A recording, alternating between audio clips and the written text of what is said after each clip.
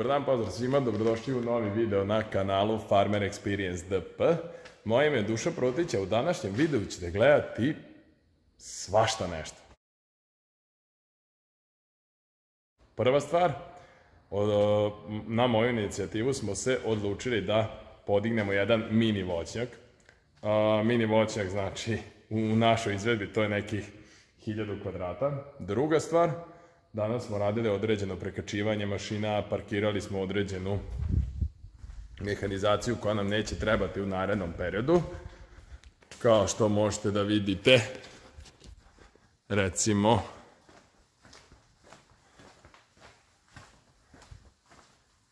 ovu cisternu.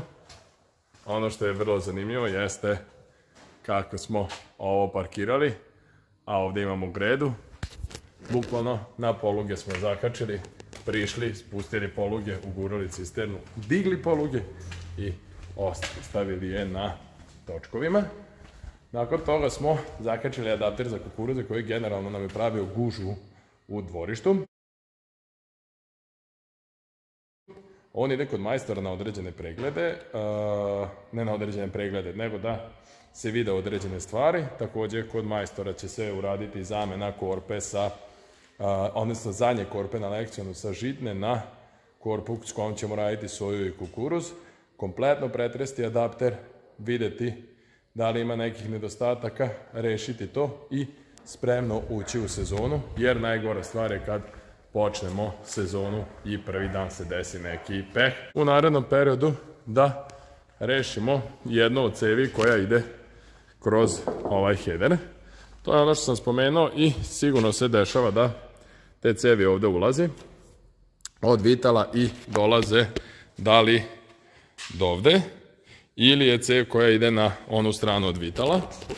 Naime, jedna od tih cevčica pušta, zato što smo primetili da se dešavaju određene kapljice ulja i prilikom rada prvi put smo morali da dodajemo pomalo ulja, tako da to hoćemo da rešimo jer je to header s kojim ćemo raditi soju.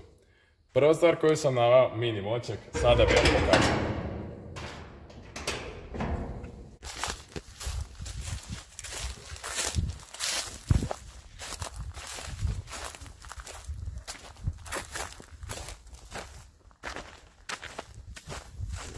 Iskreno, sada kada ste vidjeli ovo na početku video snimka, ni meni ovo ne deluje kao voćnjak, slažem se, ali ako do sada niste imali priliku da vidite, ovo je jedan plac koji se nalazi iza naše kuće i koji je godinama stojao zapušten. Naime, u prednjem delu tog placa se nalazila mala kućica koja je vremenom srušena i koja je građevinski materijal sa nje je odnet od strane prethodnog vlasnika, dok je nama je ostao čist plac. Ranije su tu postojali određeni planovi šta i kako bi moglo da se odradi, međutim taj deo se nije realizovao, što ne znači da neće. Realno treba biti optimista za sve. Tako da sada, ako možete da vidite kako izgleda plac, širine nekih 15 metara, ovamo iza je naša kuća, može da vam bude zanimljiv onaj toranj koji se vidi, i dužine nekih 115 metara. Također na početku se nalazi bunar koji ćemo koristiti za vodu i ono što smo uradili do sada jeste da je tu trava bila nekih metar. Naravno, svake godine smo mi to kosili po par puta, ali nismo jednostavno stizali, nemamo našu kosilicu koju kačemo na traktor s kojom bi mogli to pokositi, tako da smo uvek zamolili nekog da nam pokosi. Ono što smo sada uradili jeste da sam na moju inicijativu, otac se nije slagao s tim, ali sam ja uspeo da namolim Branka, on ima jedan manji traktor i odradili smo, urađeno je prvo sa mulčerom gdje je sve pokošeno, pustili smo da se ta trava osuši. Za 2 dana je pala kiša i Branko je sutradan iskoristio da odradi sa malim plugom s 2 brazde. To ste imali prilike da vidite i u onom kratkom videu.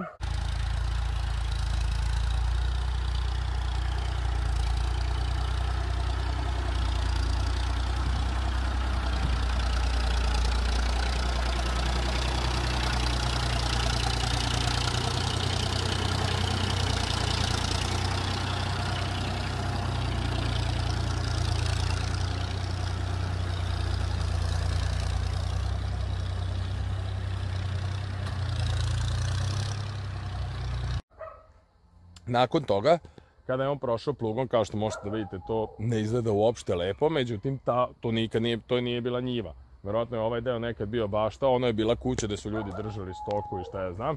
Međutim, taj plac je u našem vlasništvu nekih 20 godina. Nakon toga, Branko je uzoro i danas smo Tima i ja pokupili kompletno, ajde kažemo ne kompletno, ali većinu cigala, gvožđa, određenih, da kažemo, žila, sve što je Branko uspeo da izvuče napolje. To je moja ideja, jeste kajsija. Naravno, do sada sam od svih kome sam spomenuo da hoćemo kajsiju dobio kako ne treba, kako rodi jednom u 7 godina, svake godine je mraz otrese, ne bude roda, međutim, iskreno, mi ovo ne sadimo da bi ostvarivali neku zaradu, već jednostavno da bi uredili ovaj prostor, da ako ta kajsija i rodi nešto, od nje napravimo pekmez, određenu količinu ako bude prodamo, napravimo rakiju i to je to. Znači ne pravimo sada da mi ulazimo u voćarstvo, već jednostavno da sredimo jedan plac. Naravno, u određenom delu ćemo posaditi po jednu, dve druge voćke, ali eto, kao što možete vidjeti, to je to. A sljedeći plan, naveo sam, odradi Branko sa frezom i posle toga ćemo vidjeti još kada brojamo par puta prošli, možda s nekim manjim kultivatorom, da li će izaći još nešto od cigala, očistimo to, pokupimo i, ajde da kažemo, pristupamo sadnji na jesen. Naime, želeo sam samo da vam pokažem kako sada izgleda i kako će u narednom periodu izgledati. Branko je otišao danas na njivu, radi tanjiranje strnjike, odnosno radio i prethodnih dana. Međutim, juče smo imali peh da je na njivi ostao bez goriva. Glupost, međutim, desilo se iz razloga što ne radi plovak, a Branko je neko ko do sada nikad nije zaboravio da sipa gorivo, tako da, ajde kažemo, i njemu se to desilo da plovak je pokazivao pola rezervara, ali zapravo nije uvek verovati plovku, treba je proveriti. Nakon toga smo na traktoru se pojavile određene greške, naš majstor je to rešio i traktor je upaljen i danas završava. Tako da ono što ću ja sada da uradim jeste da sene na mali motorić, što ćete vidjeti, idem do Branka, snimim njega, obiđem malo njive i u suštini to je to.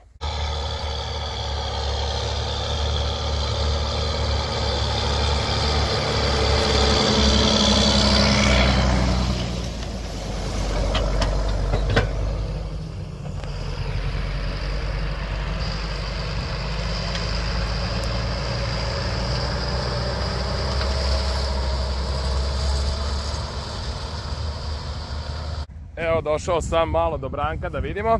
On radi tanjiranje strnjike. Možete da vidite kolika je trava sada na strnjiki. Sad ću vam pokazati. Znači, u određenim delovima je stvarno ima puno i dosta je porasla. Glavni razlog zašto nismo uradili odmah posle pšenice jeste, želeli smo da sačekamo malo da vidimo da li će krenuti neka trava, a onda su došle ove kiše, čekali smo da izađe što više te trave i sada smo odlučili da je potanjiramo. Kako sam se čuo s Brankom malo pre telefonom, on je rekao da je ovde na određenim delovima morao da prođe 2 puta. Međutim, sad ste imali malo pre prilike da vidite kako izgleda kada je prošao jednom. I evo ga sada opet dolazi, pa ću da snimim kako to uradi kratka tanjirača. Vidjet ćete kako sad izgleda i kako izgleda prvi prohod.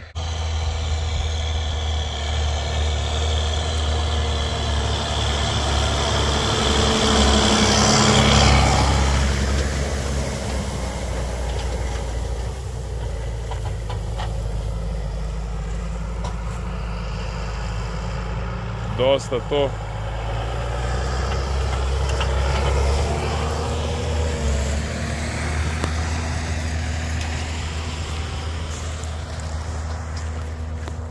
Evo ovdje su delovi na kojima je bilo dosta trave i možete da vidite kako on to odradi kada prođe jednom.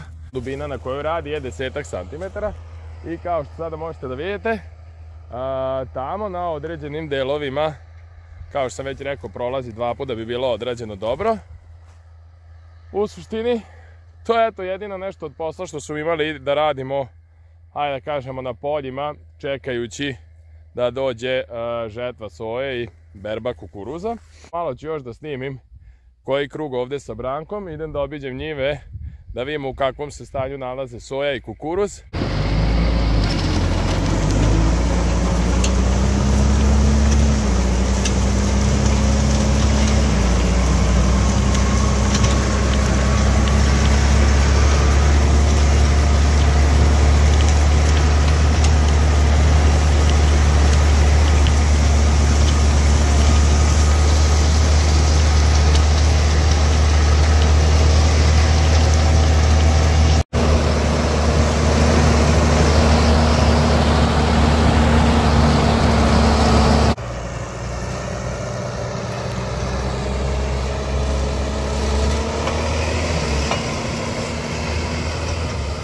Ovo je bukvalno jedina njiva na kojoj je ovoliko se pojavilo sirka i druge trave. Ono što je dobro jeste da smo sada pričali ni na jednoj njivi na kojoj smo radili pšenicu nije izraslo novo, ajde kažemo samoniklo žito ili da se ponovo pojavilo žito, što opet upućuje na to da smo i prilikom košenja, iako smo dosta brzo kosili, čak na snimku koji sam objavio su neki ljudi govorili da to dovodi i do prosipanja i do određenih problema, međutim zaista nije bilo uopšte žita nigde, što je sigurno jeste da nismo prosipali. Brzina kojom se on kreće nekih 17,5 odnosno 18 km na sat i to na nekih 1700 obrtaja. Tako da uopšte traktoru nije teško, čak ne samo na mestima gde drugi put prolazi, nego na mestima i gde prvi put prolazi, s tim da sada kada drugi put radi može da ide i mnogo brže, ali on neće zato što traktor mu dosta štrucka. Kako izgleda na mestima gde je dva put prošao.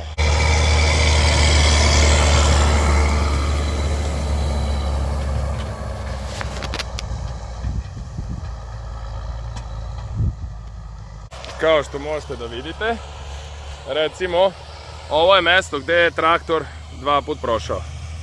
Vidite kako to izgleda. Dosta je sitno i lepo urađeno. Sada, kao što sam rekao, odlazim da vam snimim još, ajde kažemo, jednu njivu koja mi je ovde u blizini sa sojom i jednu njivu koja mi je sa kukuruzom. Evo ga, bukvalno sam se provozao tamo gde je onaj auto, ako vidite, još nekih 50 metara odatle je Branko. Ovde se nalazi kukuruz, sad kao što možete vidjeti iza mene, ako vidite visinu kukuruza, dosta je lep kukuruz, naravno, ne treba puno govoriti o tome jer koliko je lep i to vidjet ćemo kada bude njegova berba. Ono što mi jako žao i što mi je onako tužno je vidjeti te slike jeste ove oluje ili nevreme koja su se desila, šta su uradili od useva u određenim mestima, prvenstveno kada je suncokret u pitanju, pa onda i kukuruz. Mi imamo ovaj jedan deo njiva koji je, da kažemo, van sela i nalazi se u potezu livade, gde zaista nisam primetio nikakva oštećenja. Jedino oštećenje gde smo imali i gde smo imali priliku i da prijavimo štetu u opštini jeste kukuruz koji nam se nalazi na potezu između Obrovca i Tovariševa. I to je parcela od nekih 30 jutara kukuruza, koju ću takođe otići da snimim, da bih vam pokazao.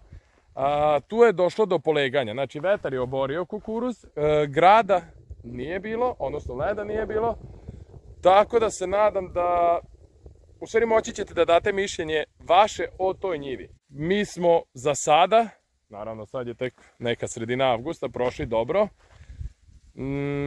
Kada sam vidio šta se desilo sa drugim usevima, odnosno sa usevima u drugim mestima, zaista je tuga. Mislim da neće to moći da se nadoknadi, bez obzira da li država odlučila nešto da pomogne poljoprivrednicima vezano za te štete. Mislim da jako teško će to biti nadoknađeno. Pogotovo nakon prošle godine koja je nama bila jako loša, da je finansijski rezultat bio nikakav. Ova godina koja je, da kažemo, zadesila određene poljoprivrednike, zaista onako teško. Bez obzira što ono, svi mi kad dođemo na njivu, kada vidimo da kako nešto izgleda, kao bude sve to super, ali mislim da će određenim poljoprivrednicima biti mnogo teška ova godina, a pogotovo kada dođe novembar i kada se sve to na kraju stavi na papir. Sada bih vam pokazao kukuruz. Možete da vidite. Ajde malo da uđemo.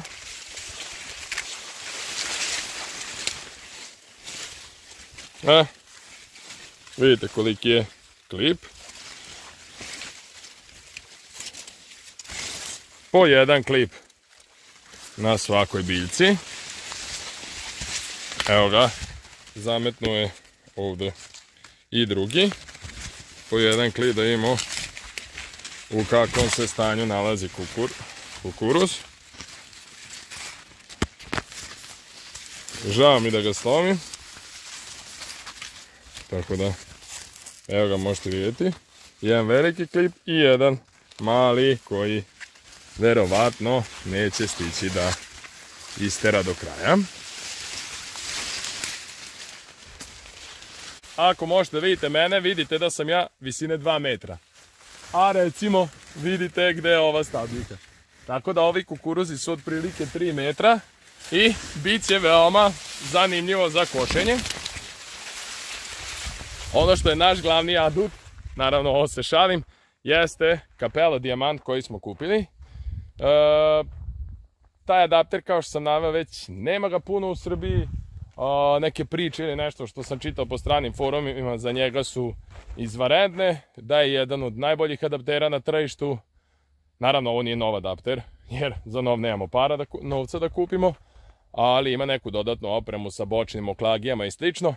Ali sve u svemu suludo je bilo šta pričati, dok nakon određene popravke koje imamo da odradimo, o čemu ću kasnije snimiti jedan video, ne bih ništa drugo govorio.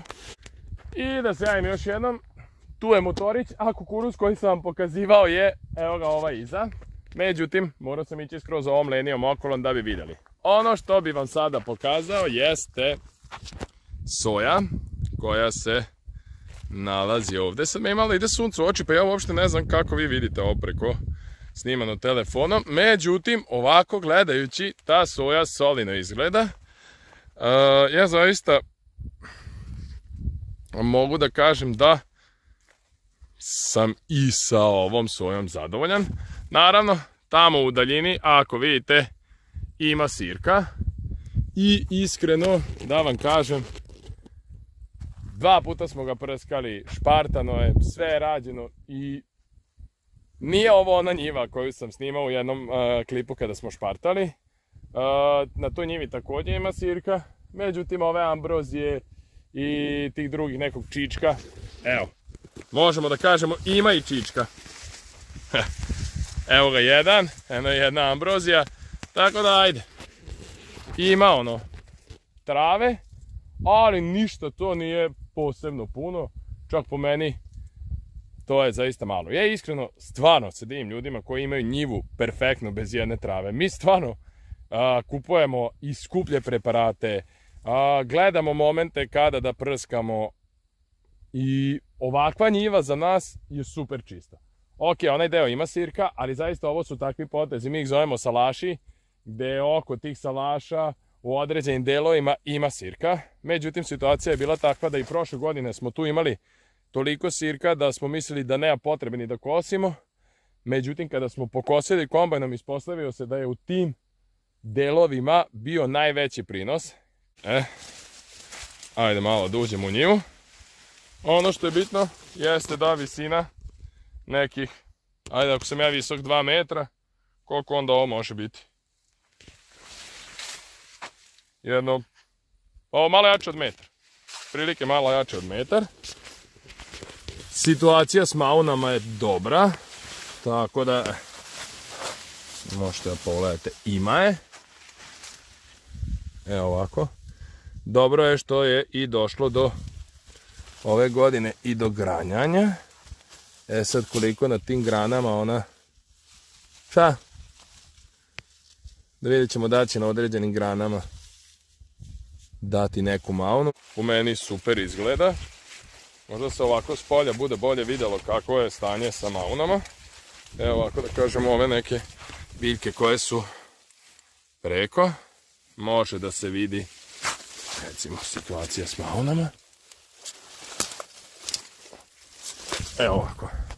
Sad mi je žao što sam ovo uradio, ali možete da vidite u donjoj zoni maune nisu ni tako nisko, znači neki 15 santima od dole. Moći će da se kosi lepo, a mogu vam reći da zaista ima i mauna. To zaista izgleda dobro, ali dolazi sada, sad je sredina avgusta, najavljene su određene opet oluje krajem meseca i generalno dok ne prođe kroz kombajn ništa ne možemo reći. Idem sada da snimim još taj kukuruz koji je polego, da vam pokažem u kakvom se ovom stanju nalazi. I još jednom pozdrav i evo nas na njivi koja je, da kažemo, jedina pretrpela određene udare od vetra. Međutim, nije ona jedina zato što ona predstavlja otprilike polovinu ukupno našeg posejanog kukuruza. I kao što možete da vidite, ovde recimo je dobro. Međutim, bukvalno vetar je dolazio odande i vetar je kao ovamo polegao biljke. Sada ćete imati prilike da vidite kad uđemo malo unutra. Problem je što ja nemam dron, pa onda ne mogu baš da vam snimim kako to izgleda. Sad vidite, iza mene se nalazi gde možete, evo ga, tačno možete da vidite kako izgleda. Vidite, tamo u daljini nije toliko. Ovde na početku jeste i kao što možete da vidite. Znači ja verujem, vidite, ovde je sada smo došli do nekog momenta da je on bukvalno leži na zemlji i taj kukuruz, ono što je dobro, nije i dalje se nalazi unutra, znači nije iščupan iz zemlje, tako da njegova vegetacija traje i dalje. Evo, možete vidite ovde kako je poleglo sve, dok recimo ovamo deo kukuruza stoji. Po samom poleganju možete da vidite, znači vetar je dolazio iz pravca, ajde da kažem od pravca telefona, odnosno kamere ka meni i tako je tuko, da je bukvalno na kraju stoji i kada gledate sa strane, ispolja cela njiva izgleda super, kao da se ništa nije desilo. Međutim, kako prođete kroz prvih par redova, vidite da šteta postoji. Ono što me zanima jeste, vidite, on je negde dosta nisko otišao. Postoji neki način koji nam je prijatelj rekao i koji će biti odrađen sa određenim armaturama koje se montiraju napred na adapter